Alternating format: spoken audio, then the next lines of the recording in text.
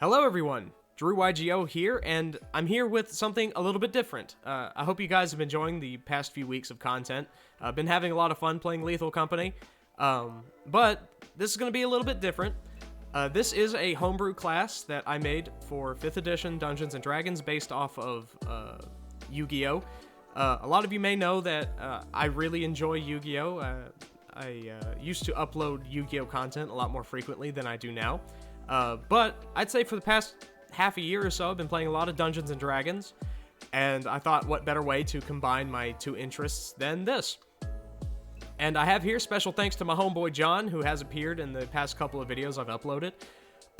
He helped me write and balance a lot of the things in this class, so thank you. He's a Dungeons & Dragons wizard, been playing for a long time, so I couldn't have done it without him. So let's just hop right in.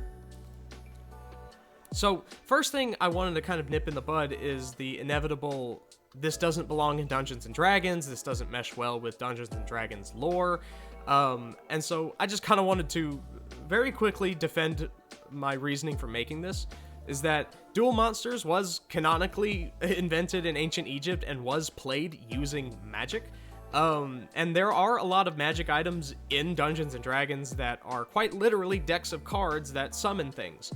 Just off the top of my head, one of the more popular ones is the Deck of Many Things. This is from Magic the Gathering, but we won't talk about that. And so, it's not too outlandish to think that somebody can use these decks to battle or duel or fight. So, just very quickly gonna touch on that and let's move on. So, brief overview of the class. You can feel free to pause and read it. I'm not too sure if you can read the actual excerpt from the page, which is down in the description if you would like to download and view it. They are half-casters. A lot of the homebrew classes for Duelist that I've seen have made them full casters, which does make sense in a way, but I feel like with the main feature that I wrote for this, being a half-caster makes a lot more sense. They do have a d6 hit die, so they are just as squishy as wizards. They are intelligence casters, like wizards or artificers, and they are proficient in wisdom and intelligence saving throws, again, like wizards. Their skill proficiencies are sleight of hand, history, insight, perception, performance, and arcana. They also gain proficiency in one gaming set of their choice. You can pause to read everything else here, like the starting equipment and whatnot. And so, moving on from that, we have the full table for the Duelist. I'm not sure if anybody can read this at all.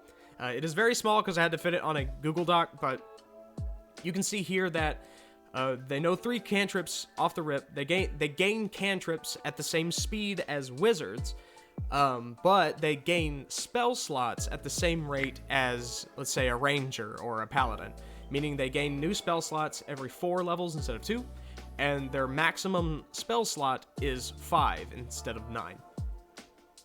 Again, I'll explain why this is when I mention the level 2 feature, but for now, let's move on to the spellcasting info. So, I have here, I'm probably going to change this. Right now it's called deck building.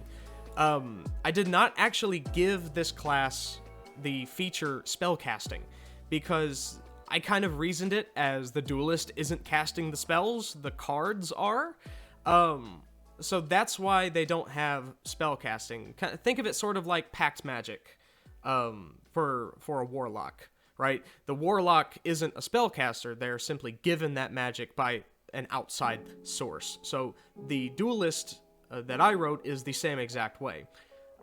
They do have a spell save DC and spell attack modifier. I was originally going to call that card save DC and card attack modifier, but I feel like that would have muddied the waters a bit much. And something that I'm kind of going back and forth on is them knowing every spell, like a paladin. And all they have to do is swap out their spells. You can see here down at the bottom, if you can read it. If not, PDF is in the description. Just flavor-wise, it's kind of like you're swapping out cards and adding them back into your deck. So moving on, we have the Duelist spell list. The astute among you might see that it is quite limited. I did this, and I did this because I wanted to incentivize the level 2 feature.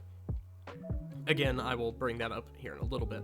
But if you read over it, it's mainly just damaging spells with the occasional buff or debuff spell. A lot of people may say, like, oh, there's more complicated spell cards in Yu-Gi-Oh! Now, but this is, again, based off of the Duel Monsters anime, or if you're in the Yu-Gi-Oh! Community, Caveman Yu-Gi-Oh!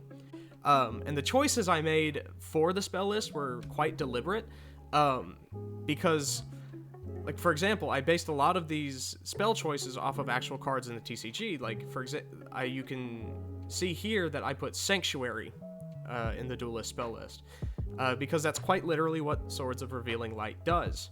Some more examples: Lightning Bolt is Raigeki, and Cloud of Daggers is obviously Thousand Knives. So why did I make such a limited spell list? Finally, we're going to talk about that elusive level 2 feature. So this is monster cards. This is the main source of damage for the Duelist, and this is the anchor point for the entire class, I guess. So you can pick, at level 2, you can pick 3 CR1 or lower Beast, Undead, or Plants, and you can add them to your deck. And on your action, using your action on your turn, you can summon the creature that you picked and add it to your deck.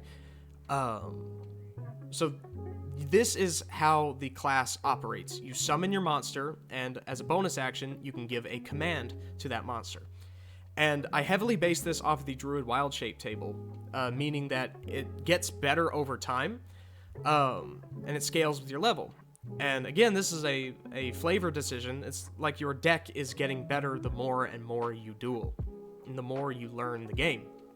So you get access to different creature types, you get access to higher CR levels, etc., etc. A lot of people may consider this too strong, but the Moon Druid exists, and it's pretty strong, but the reason that I feel like this is equivalent to Wild Shape in a way is because you don't gain those extra hit points. It's not like if you're a druid and you're low on health, you can just Wild Shape into an Owlbear and get a whole bunch of hit points back, you know? This is your main damage output, if you don't just want to have, like, keep casting Lightning Bolt over and over again.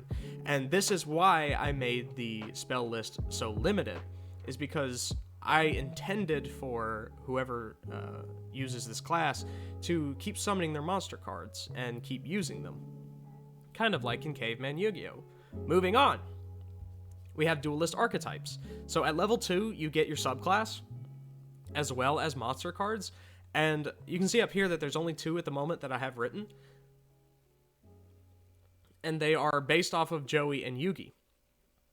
Originally, I was going to base the Duelist archetypes off of the various extra deck summoning methods like Fusion, Synchro, Exceeds, etc. But that didn't really work with what I wanted for the class, and the class was already pretty bloated to begin with, and I feel like this is more of a love letter to fans of the anime.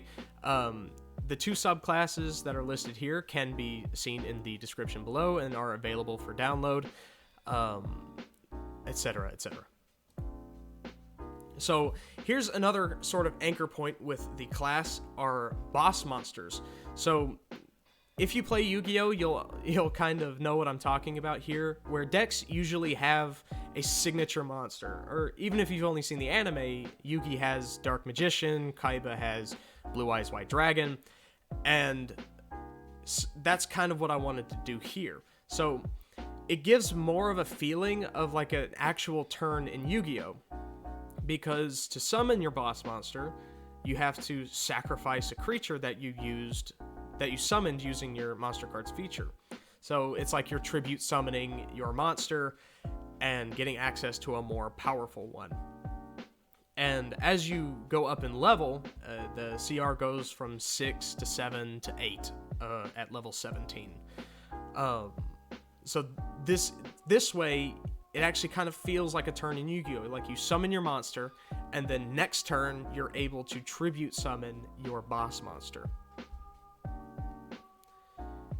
Again, moving on, we have the Capstone ability. So this is a little bit silly, but, you know, at 20th level, you're basically able to guarantee a failure on a saving throw or guarantee a success on a saving throw once per long rest. And you can see here that I made this to reflect the plot armor that characters seem to have in the show. And I believe that is everything. So let me know what you guys think. Again, everything is available to read and peruse in the description below. I hope you guys enjoyed it. I know this was kind of out of left field, but again, this was my way of combining my two favorite hobbies into one. And let me know what you guys think. If it's too broken, if it's not strong enough. I'm excited to hear what you guys have to say about it. This has been Drew YGO. Until next time.